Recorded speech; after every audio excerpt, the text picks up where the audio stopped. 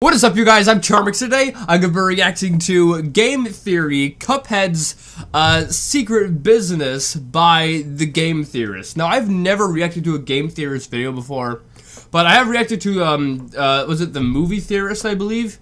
Or the Film Theorist?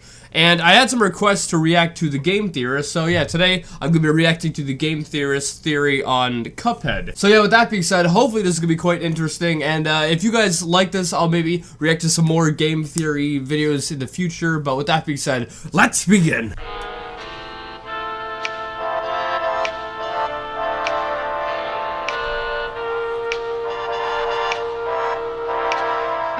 This really reminds me of the Film Theory. Nothing blows my wig quite like the keen sounds of a doghouse and gobble pie pitching woo to the beats of a skin tickler. Oh, come on, don't be a tin ear. This platter is a ring-a-ding-ding, baby. Man, they talked weird back then. Speak to me, bro. It's true. It's true. Way back in the 50s and whatnot, they talk really weird. However, I kind of like it. Oh yeah, I know! Tonight's party is gonna be lit AF! I am low-key excited to get turned up! We gonna get savage tonight! Hit me later with the DM, fam! Stay woke! Yeah, I definitely prefer the way they talked back in the 50s compared to nowadays.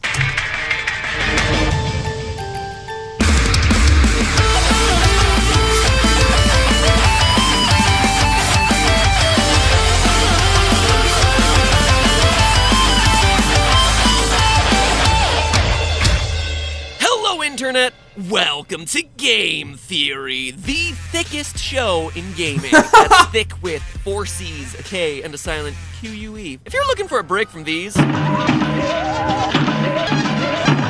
you're in the right place. In a year full of great games, Cuphead is easily one of the best, or at least best from a gameplay standpoint. On the theorizability side, there seems to be a little less meat on the bone. Yeah, Cuphead is a very beautiful game. It's, I don't know, it's so unique. I don't think anyone else has done something like it. I mean, the story seems pretty darn straightforward. Our heroes Cuphead and Mugman find themselves in hot water with the devil after gambling their souls away. Since neither of them really want to lose their souls, they strike a deal with the devil and are sent out to collect soul contracts from the other inhabitants on the island to give the devil his due. It's all pretty cut and dry. But before you go running off to your kitchen to explain the dangers of the real world to your cutlery, I'm about to let you in on a secret that will completely shatter the way that you perceive our heroic bowl-headed boys. For as innocent and heroic as Cuphead, Mugman, and Elder Kettle may seem, they're actually no better than the devil himself.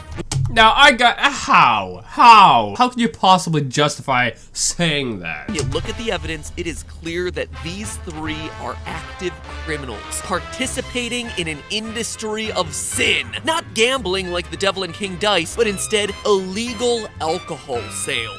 That's right, Cuphead, What? Mugman, and Elder Kettle are all moonshiners, smack dab in the middle of Prohibition. Okay, so you're probably Oh, no, that's an interesting theory. wondering just how in inkwell hell did I figure that one out. So let's take a big gulp of liquid from our heads and start looking at the game. First, it's immediately obvious that this game is set in the 1930s. I mean, if I thought it was the 50s.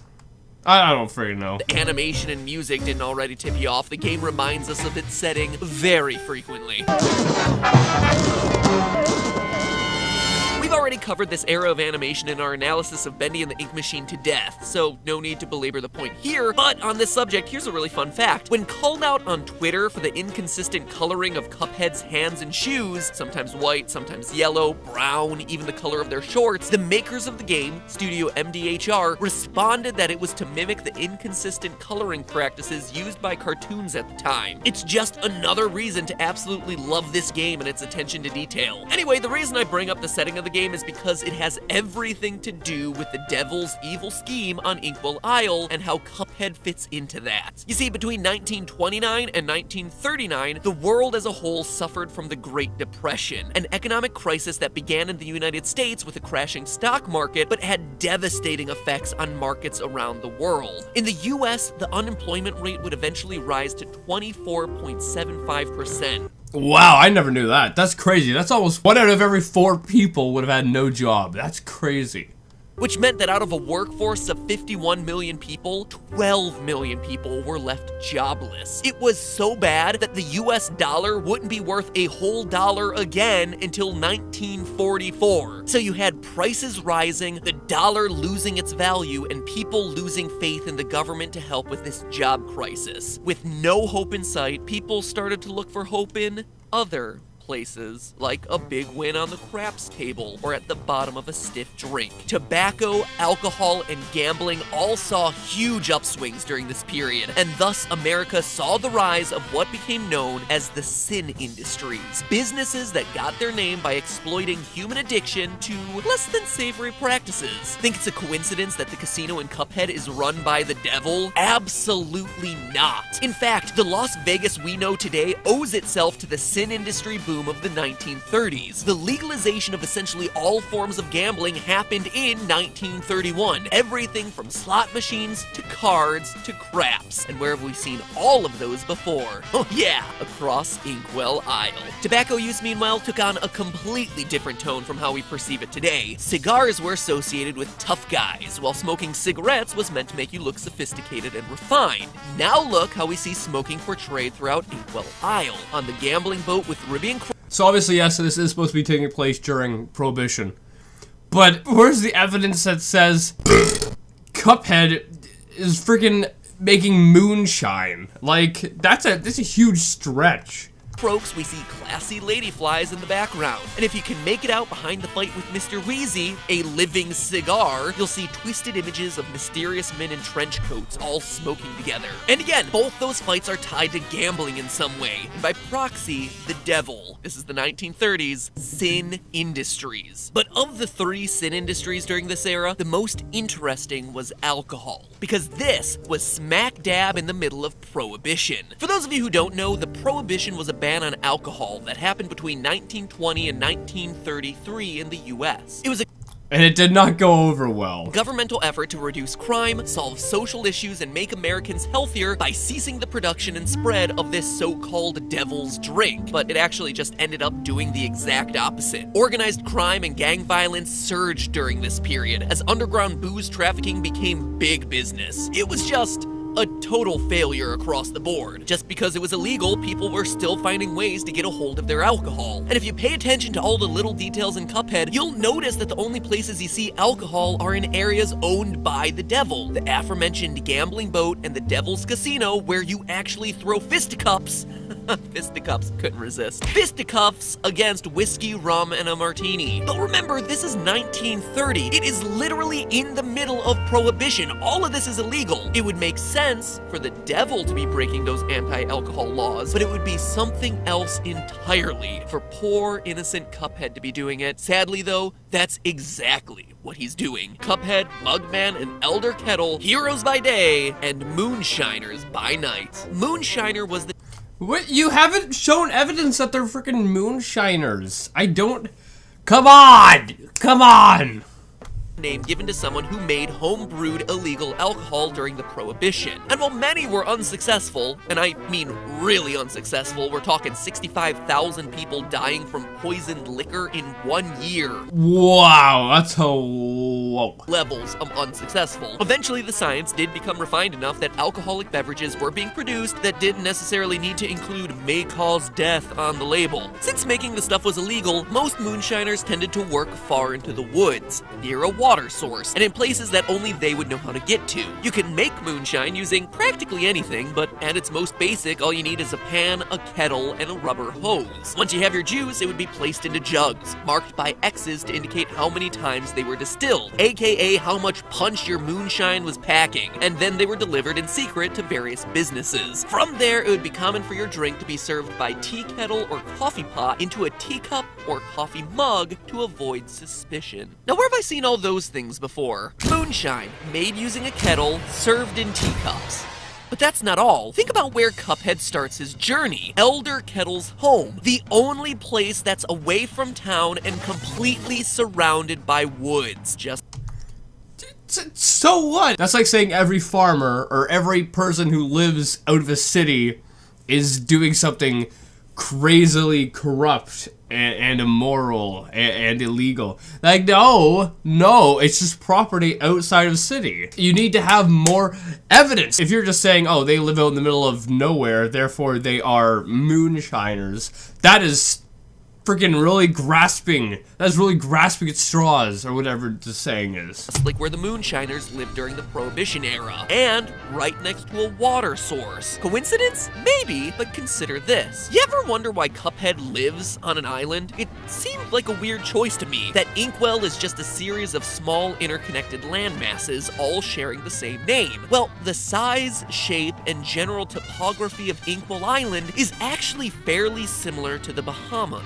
a series of closely connected islands just off the coast of Florida. Now, have you ever heard of Rum Row? It was an alcohol smuggling operation that ran between Florida and the Bahamas during the Prohibition. They were producing alcohol at the edges of the Bahamas and using boats to smuggle that booze into the mainland US. Now, is that true? I must have skipped one too many history classes. Now those boats around Inkwell start to seem like they have a real purpose. And it doesn't just end with a few geographic similarities. Let's stop for a minute and examine the fluid in Cuphead's head. Some have speculated that it could be a non-Newtonian fluid, the kind that acts like a liquid, but when force is applied to it, hardens like a solid. Others have said that it could be similar to the water of life that Japanese kappas have in their heads. But given the circumstances, it's incredibly unlikely that the fluid is something magical. It behaves just like any other liquid in the game. You see it splash when the characters are hit, or do anything that shifts from side to side. In the opening scene, they're kicked out of the casino, and we get the best view into Mugman's head, and we see that the liquid is white. Seeing a white liquid makes you immediately think it's milk, right? Or eggnog, I guess, but that would be really weird. Well, it's not necessarily either of those. Researching animation techniques, you immediately learn that when drawing a clear liquid, white is the color of choice for just about any artist. Given this old-timey style of animation, one that doesn't use transparency, if they didn't color it in, it would just look incomplete. Or on the flip side, if they were to use blue, it would be more reminiscent of water. So cartoonists of this era tended to use white. In other words, yeah, it could be milk, but it could also just be any form of clear booze, specifically moonshine. Now consider this. Now that right there, that's a little bit of a theory that's believable. That's a little bit believable, because if it was, if it was water, it'd be colored in blue. And it'd be weird for them to have milk inside of it. So that is believable that it could be moonshine, or something like that. But as far as them being, like, dealers of it, I mean, you're really kind of stretching to make that point, Like, friggin' they live on an island, and they live away from the city. Ah, moonshiners! They're moonshiners! No, that's grasping.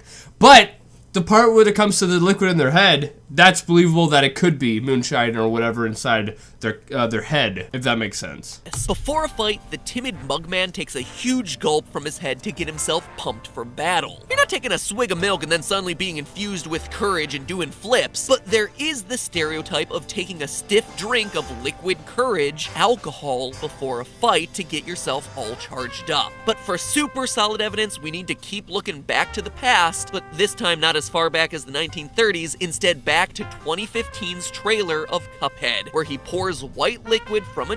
Oh, and look at the XXX on there. That means it is moonshine. Now that right there, that's freaking... Why did you just start off with this? This video could have been like 2 minutes long if you started off with this image.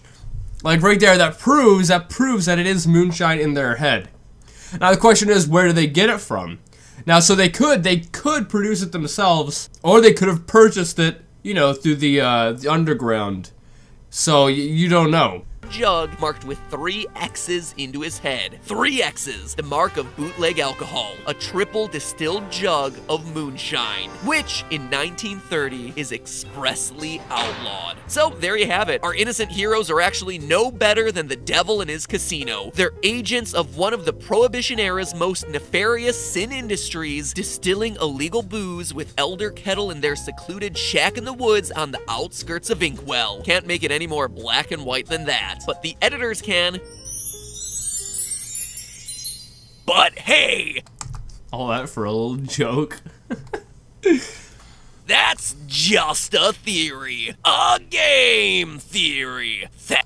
So that was very interesting.